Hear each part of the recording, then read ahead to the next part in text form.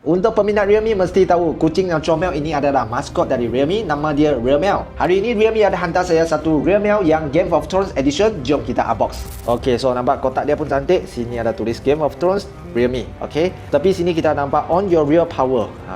Okey. So ada 3 versi sini, kita tengok dapat yang mana satu. Sini untuk kita buka. Okey. Okey. Kita sudah dapat. Okey, buka dulu.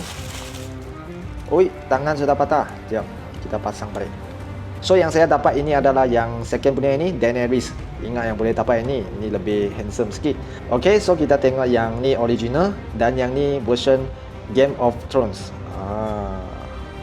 Bawah dia ada chop HBO lagi. Detail pun sangat detail, rambut dia tengok.